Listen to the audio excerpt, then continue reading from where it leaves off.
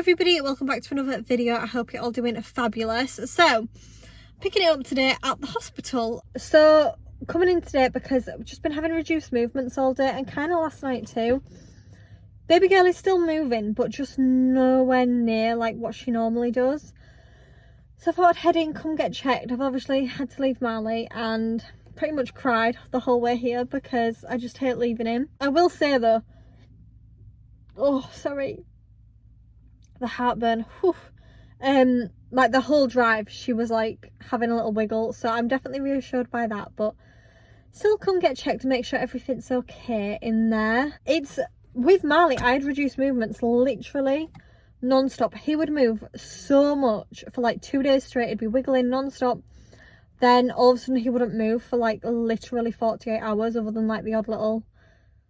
It was awful. It was such a stressful pregnancy. But then because she's been so active constantly, now that she's not, I'm like, oh, this is scary because this really isn't like her. Whereas with Marley, it was kind of the norm. So anyways, coming to get checked. I'm sure she's absolutely fine. I'm sure there's nothing to worry about. But yeah, always get checked. So here we are and I'm about to go in. And I'm going to try to be quick about it because I miss Marley.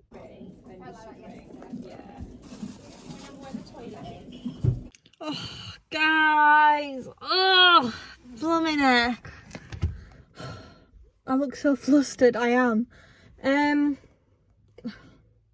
Baby girl is fine. Baby girl's absolutely fine. She was wiggling away the whole time. However, she did my bump measurement. It was measuring really big and she was feeling around and she said that it just felt like there was a lot of fluid around little miss, which with Marley, I also had too much fluid around him. And there was +4 glucose in my urine, which if you've kind of been following my pregnancy, you'll know I always seem to have glucose in my urine, but that is quite a lot.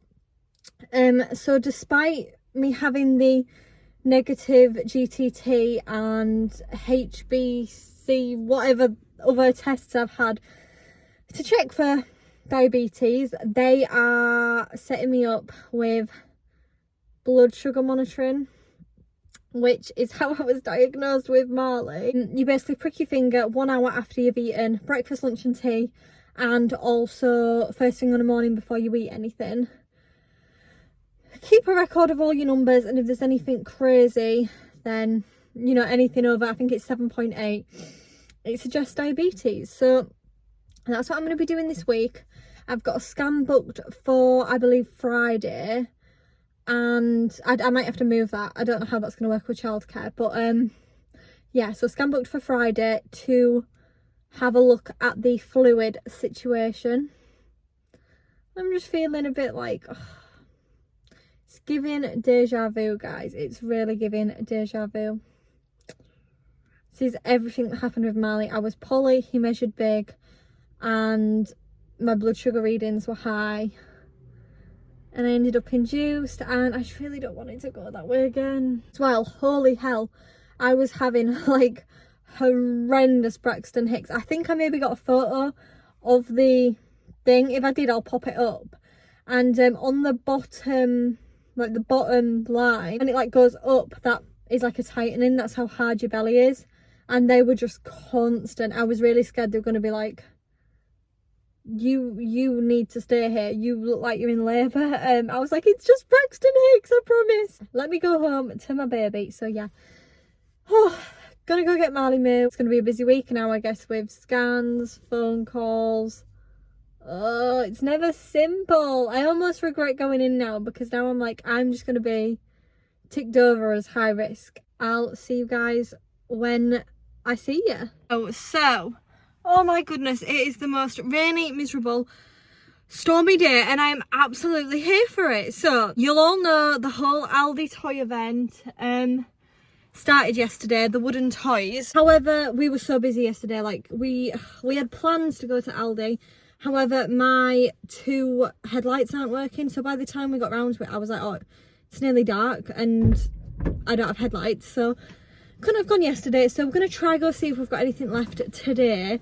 It's currently 8:30. I don't think we've ever been out the house that early before, but yeah, Jay's got work this afternoon, so we just wanted to get out as early as possible and see if we can find any toys.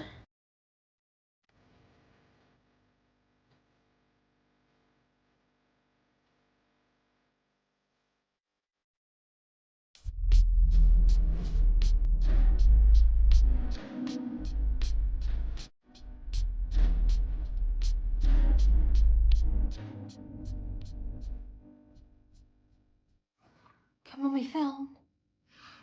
Hey, no, don't twist that, baby. Let mummy film. Hey! Hey, you monkey! No, no, no. Mally! Okay, so I just kind of wanted to... Mally! He's not going to let me film this at all, is he?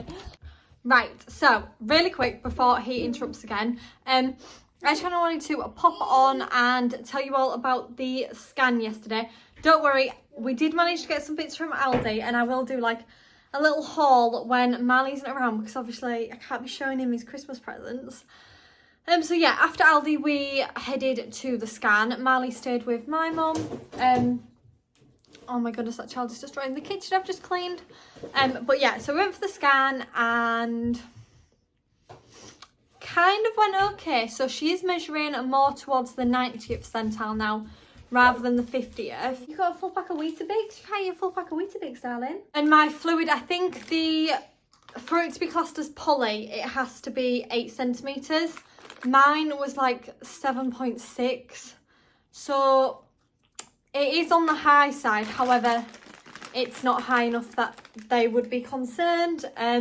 So yeah, that's all great. It's all very borderline. But as it stands, it's still a perfectly normal pregnancy.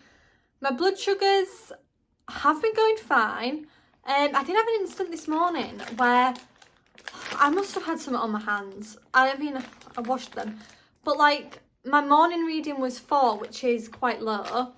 And then after breakfast, it was like 9, which is like, I just didn't believe it. I did take it like 3 times. I don't know if the machine's like a bit dodge. So I might use my other machine. Because no way was my blood sugar like go that skyrocketing from a 4 to a 9 after 2 Weetabix and a cup of tea. So yeah, bit of a weird one. I did also take it a bit earlier than I needed just because we needed to head to swimming. So I don't know if that's why, but yeah, a bit weird. So yeah, headed up to the maternity assessment unit afterwards, and they were kind of like, fluid's a bit high, baby's measuring a bit big, but it's all still within the normal range. So yeah, just see how the rest of the pregnancy goes. On Monday, I actually have my home birth assessment. So that should be exciting. Is that all I've got on Monday? Oh, and I also have a phone call with the diabetic midwife who will kind of go over my readings on my blood sugars for the last couple of weeks. We need to go pick up, I've got a vintage parcel I need to go collect, and then I think we're going to go shopping for some bits for baby girl's room that we need. And you can't eat dry Weetabix, darling. You don't even eat your Weetabix on a morning. You're a monkey. Right, yeah. So we're off shopping. Do you want to go shopping? Hello. So I just wanted to quickly do that little Aldi haul. If you can hear the lullaby in the background, which I know you can. I am sorry, it is so annoying, but it's the only way Manly's going to sleep. That is the sound he listens to when he naps. He's currently napping, which is like the only time I can film these days, which is kind of why the videos have been here, there and everywhere, because trying to film videos and edit videos and upload them and all that in the very short amount of time that this child sleeps is pretty hard. I am missing one thing. He has had it and he has already lost it. He had like a little wooden ambulance, which was really cute actually, that I'm just going to pop in his stocking as a stocking fill. Have I even said? Oh my god, guys, I'm all over the place. So all these toys are for Christmas. He has seen them, but it's fine. He's like 1. He doesn't understand. He's going to have forgotten about them. That's the only toy that he has had, and he's already lost. So I need to find that. But yeah. So first up, I got this little police cat, and it like opens up to be like a little prison. Can you guys see that? How cute is that? So it's like just a little car, I want to say, police car. Yeah, police van, car, truck thing that opens up into like a little police station. And I think he'll love that. So that was the first thing. Now the next thing, oh, this is a really heavy box, is this little wooden train set. I feel like every child needs one of these just wooden train sets. Like, they just love them. Like, I've worked at so many nurseries and kids are obsessed. It doesn't actually come with many trains though. It comes with like this little plastic train. So I do kind of want to get him some proper little trains that'll go on it. I assume it comes 107 pieces, but I assume this is just the model and you can actually build it however you want. So yeah. Next up, I just got these little musical instrument sets. So this is the first one. So we've got like a little triangle, little, I'm not even going to pretend I know what all these are called because I don't have a clue. But yeah, that's the first one. And this is the second one. So what I am wanting to do is I'm wanting to kind of get like a little box and have that as like his music stuff. Do you know what I mean? I do kind of need more storage in terms of toys. I do toy rotations, nowhere near as often as I would like to admit, but he has a lot of toys that are just single crappy, not crappy, but they're not like activities. It's not like a thing. So I need to get loads of like baskets or boxes of like a sensory box and a musical box, art and crafts box, you know what I mean, like stuff like that. That is my goal at the moment. The next thing I got, which you just kind of have a few things like this, is just like a little hammer set. I assume you just like hammer them in, and little boy guys, like of course he's gonna love that. Yeah, the only thing that I do really struggle with, like as a parent, is toys that have all these little loose parts because they just get lost. And he has so many toys that are missing like sticks or balls or cars, and I actually have a bag of like the loose bits, and then when I do a rotation I get out the bits for that toy, but it isn't always that simple. So this is the last thing we got, and it's just like an art easel. So it comes with all your magnetic, I assume, alphabet and a little clock, which I thought would be handy. It also comes with like little paint things. Oh, and a pack of chalk. And yeah, obviously on the other side it's a chalkboard, and then your little, what's it called? Oh my gosh, what is it called? Whiteboard. A whiteboard and a blackboard. Is that right? Chalkboard and a whiteboard. Oh my god, why, that wasn't hard. But yeah, I think he'll absolutely love that. I am going to get like some paper, pens, and kind of do him, because he's not really done much kind of crafty stuff. He's just not really, I don't know, I can't say he's not at an age, because I'm sure there's hundreds of 18-month-olds out there who love to do that.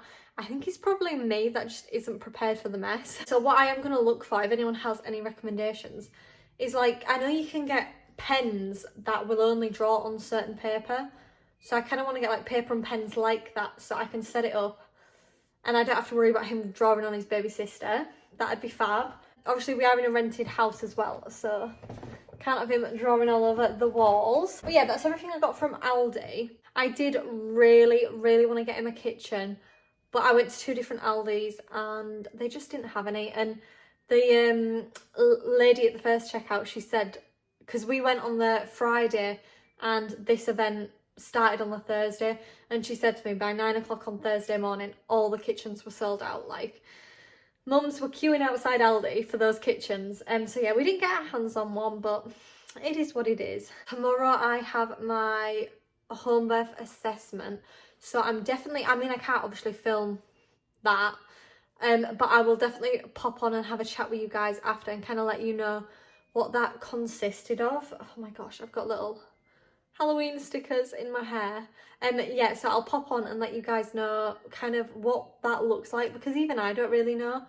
And I think it'll be interesting. So yeah, I will let you guys know how that goes. Oh my goodness, heaven. I am planning on doing some Halloween cookies with Marley this afternoon. If I get round to it and I'm brave enough to do it and film it, I will. I probably won't though. So we're gonna attempt to film the cookies. I don't know how it's gonna go though. But we're gonna give it a go. Should we go get you a chair to stand on? We really need to get you a learning table. Maybe we should get one for Christmas. This is what we are making. Nothing fancy, just coffin shaped biscuits. Oh, that's so cheeky. So the cutout is this. I have to cut it out and then what, like cut around every single biscuit. So how much water do we need? So we have any greaseproof paper? Let me jump on there with you. I don't think we do. The lightning crotch. That's funny. Right. Oh my god, we don't need a bowl this big. We'll do it, Miles. We'll do it in the big mixing bowl. Are you ready? Could you help Mummy pour this in? All right, you ready? Pour it in, look. Do you want to pour the rest in? Can you do that? In there, look. Give it a shake. Good job. Not with your hands. Use a spoon though. Look, mix it. I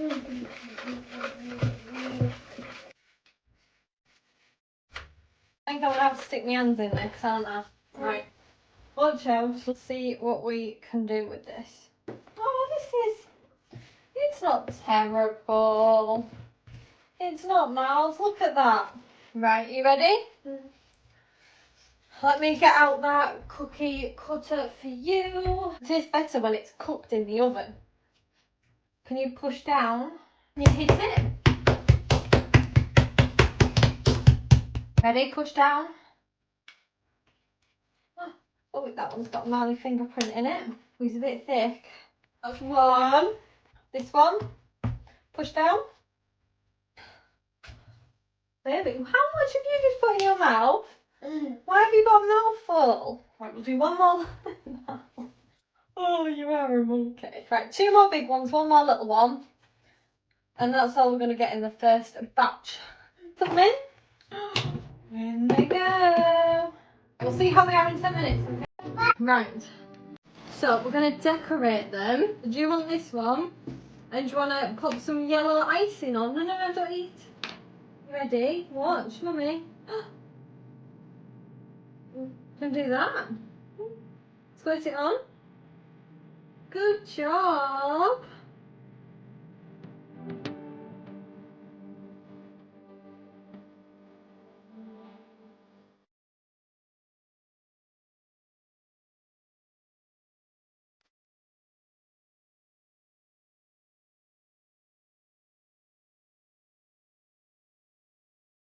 Hello, so I just wanted to pop on and let you guys all know how the home birth assessment went and kind of what it looked like because yeah, even I didn't really know what to expect. So it's really not as big of a deal or as scary or anything as you'd think. I thought she was gonna like want to look around my whole house and like assess if it was clean enough to give birth and loads of things, like see the room, see where I'm planning on having her, everything. I thought she'd want like a full house tour. It was nothing like that at all. She just came around and had a chat basically. Obviously they go through all the risks of having a home birth, which is never nice to hear, but it's the same risks that would be in hospital for anyone. Obviously if you're at home, it's just going to take that little bit longer to get the intervention that you might need. However, she did say the majority of things that do go wrong, there's normally signs of that, such as prolonged labour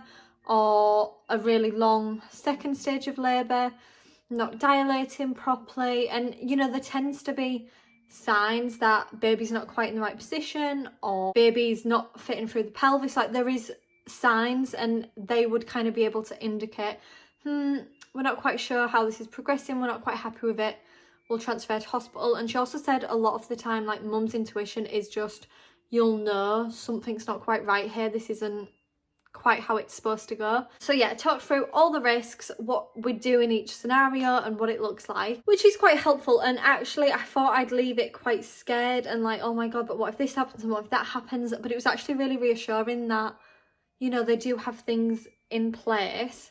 So yeah, with pain relief, obviously the only option well, there isn't really any option.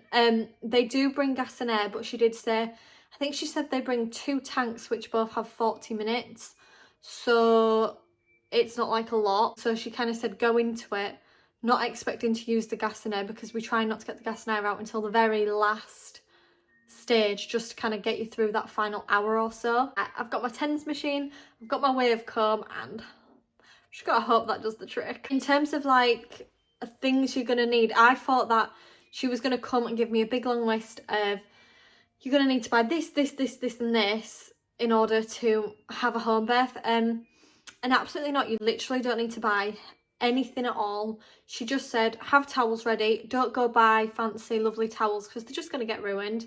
She was like, go speak to all your friends and family, get their old nasty towels, just give them a wash, like rip them up so that you've got multiple for baby, like don't use fancy towels. And then the only other thing really is needing like waterproof sheets kind of thing. She said shower curtains are perfect, and there's also this other stuff she said which you basically roll out along your carpet or your bed or anything, and it just totally covers it, because obviously you don't want your furniture, your bed, your carpets getting birth stuff on them. You can't exactly wipe it up. That's the only thing that we really need to buy. Obviously they said that they need to make sure that any room that I am going to be in giving birth, labouring, ideally they need to be able to fit at least 2 other people in that room. So no giving birth in the downstairs cupboard. But yeah, that isn't a problem because we've got a pretty big bathroom, pretty big bedroom and a really big front room, so that's really not an issue for us. So we are officially booked for home birth. Obviously, as I've said in a lot of my other videos, it's a really kind of stretched surface, oh my goodness, a stretched service, and there isn't many midwives. There's not very often there is midwives on call to cover home births in my area, so we're just got to see how it pans out on the day. And obviously if I have to transfer to hospital because there's no midwives, it'll be okay. Which is also why after speaking to it, I've definitely decided not to get a birthing pool. I would love to have a birth pool, I would love to give birth in the pool at home, but it just seems really silly to go out and spend quite a large amount of money on a birth pool. And obviously you do need equipment with that, like a pump, hose pipe, covers, poop scooper, all that stuff. And when it's so unlikely that I'm actually going to be able to use it, it just seems silly to spend that much money. So hoping for just a home birth. Obviously I'll be able to labour in the bath, probably won't be able to give birth in the bath, not quite big enough. And then if I end up going to hospital, fingers crossed, I'll be able to use the pool there. But yeah, that's everything I just kind of wanted to update you on. So yeah, anyway, I'm about to go film baby items we love and will be using again, and items that I absolutely hate and aren't worth the money. So if that's something you're interested in, stay tuned and subscribe because that video will be coming out very soon. And I will see you in the next video, guys. Bye!